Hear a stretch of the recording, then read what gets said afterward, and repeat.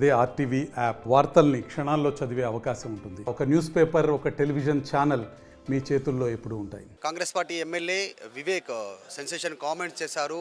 మాల గర్జనకి సంబంధించినటువంటి విషయంలో రేపు జరగబోయేటువంటి గర్జనకు సంబంధించి మీడియా సమావేశంలో సెన్సేషన్ కామెంట్ చేశారు. ఆయన మాటల్లో విందాం ఎందుకు ఆ సెన్సేషన్ కామెంట్ చేస్తారు. ఎందుకంటే ముఖ్యంగా ఈ కుల గణనకి సంబంధించిన విషయంలో కానీ, రాహుల్ గాంధీ చేస్తున్నటువంటి స్టేట్మెంట్ విషయంలో కానీ ఆయన ఏ రకంగా స్టేట్మెంట్ చేశారు, ఎందుకు ఆ రకంగా మాట్లాడాల్సి వచ్చింది అటువంటి విషయాలు ఆయన అడిగి తెలుసుకుందాం.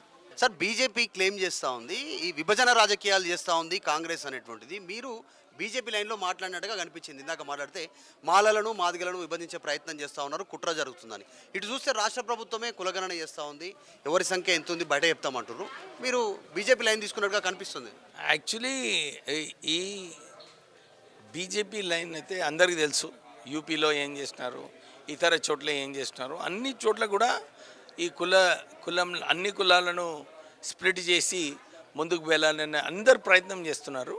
నేను కేవలము ఈ ఇంతకుముందు ఏదైతే చెప్పినానో మాల మాదిగ అని చెప్పి ఏదైతే గొడవలు నడుస్తున్నాయో అందరి విమర్శిస్తున్నారో నేను అదే కోరుతున్నాను. అరే, ఈ జడ్జ్మెంట్ ఏదైతే ఉందో ఇది ఇద్దరు కులాలకు వ్యతిరేకంగా ఉంది. అల్టిమేట్లీ రిజర్వేషన్స్ తీసే కుట్రలో ఉన్నారు.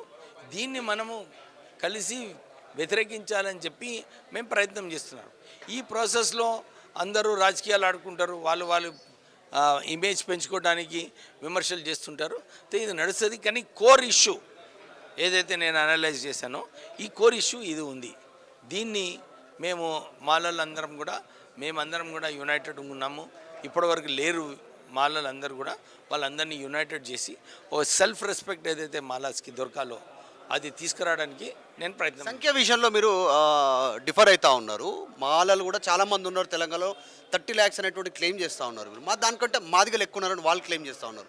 జనాభా ప్రకారం జరగాలంటే స్టేట్ మీరు ఒక 2 వారాలు ఆగితే డెడికేషన్ కమిషన్ లెక్క డిజిటల్ బయట పెడతారు. మీరు ఎందుకు ముందే తొందరపడుతున్నారు? 30 లక్షలు అని చెప్తా ఉన్నారు.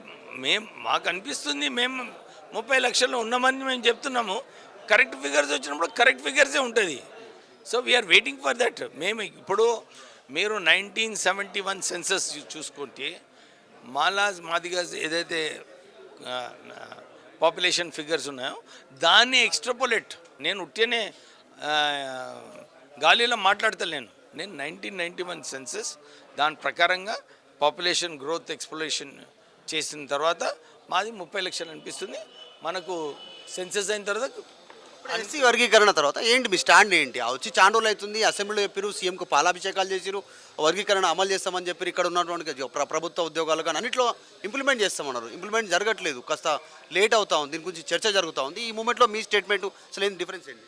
అసలు నాకు అనిపిస్తుంది ఈ సుప్రీంకోర్టు డిసిషన్ ఏదైతే వచ్చిందో ఎవరు కూడా సరిగా చదవలేదు. అందరు కూడా మా ఫేవర్లో ఉంది ఇది అని ఉట్టేనే మాట్లాడుతున్నారు. యాక్చువల్లీ దాంట్లో వెరీ స్పెసిఫిక్గా ఉంది. ఎంపిరికల్ డాటా తీసుకోవాలి. ఎవరైతే నిజంగానే ఈ రిజర్వేషన్లో సరిగా రిజర్వేషన్స్ రాలేదో వాళ్ళకి ఇవ్వాలని చెప్పి ఈ జడ్జ్మెంట్ ఉన్నది. ఆ జడ్జ్మెంట్ ప్రకారంగానే ఏ ప్రభుత్వం కూడా నిర్ణయం తీసుకోవాలనుకుంటే ఆ బేసిస్ పైన నిర్ణయం తీసుకోవాలి. ఆ బేసిస్లో మేమే ఉన్నాం అనేటువంటిది మాదిగలు క్లెయిమ్ చేస్తూ ఉన్నారు. ఎంఆర్ఎస్ మందకృష్ణ మాదిగ చెప్తా ఉన్నారు, మాకు ఇప్పుడు న్యాయం జరగబోతా ఉంది మాకు ఉపకులాలకు అన్నిటికంటే వాళ్ళు క్లెయిమ్ చేస్తూ ఉన్నారు. అరే, అది నేను కూడా అదే చెప్తున్నాను. ఎంపిరికల్ డేటా వచ్చిన తర్వాత నిర్ణయాలు తీసుకుంటారు. రాష్ట్ర ప్రభుత్వము కేంద్ర సుప్రీంకోర్టు ప్రకారంగా ఇన్వాల్వ్ చేయాలి. మా మెయిన్ ఫైట్ ఆర్టికల్ 341 హోమోజినిసిటీ ఏదైతే కుల వివక్ష లేదని చెప్పి ఏదైతే సుప్రీంకోర్టు డిసిషన్ ఇచ్చిందో మేము దాని వ్యతిరేకంగా మేము కొట్లాడుతున్నాము. సుప్రీంకోర్టు డిసిషన్లో ఏదైతే ఉన్నదో దాని ప్రకారంగానే ఎవరైనా చేయొచ్చు. నాకు చాలా ఉంటాయి ఎక్స్పెక్టేషన్స్, అన్నీ కూడా ఎవరు కూడా దాన్ని పాటించలేరు.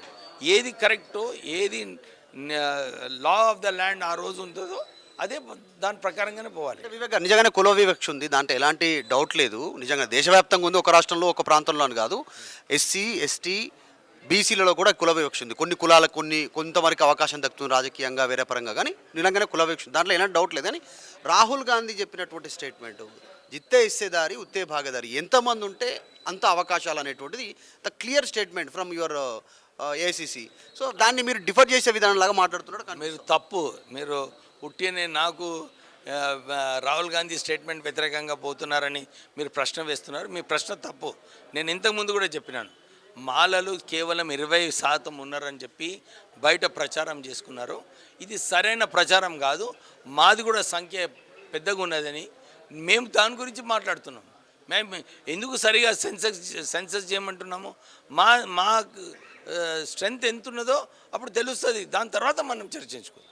మీరు రేపు మీ మాల గర్జనలో ఏంటి మీ మెయిన్ ఎజెండా ఏంది, ఏం చెప్పబోతా ఉన్నారు? మెయిన్ ఎజెండా మాలల సెల్ఫ్ రెస్పెక్ట్, మాలల ఆత్మగౌరవం గుర్తింపు చేయాలి అందరూ కూడా అని చెప్పి మేము ఈ నినాదం పైన రేపు 1 డిసెంబర్ నాడు ఈ మాలల సింహ గర్జన పెట్టుకోవడం జరిగింది.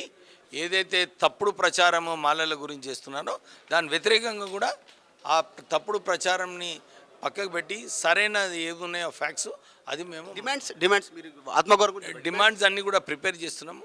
మా టీం ఒక సబ్ కమిటీ ఉంది, వాళ్ళు ప్రిపేర్ చేస్తున్నారు.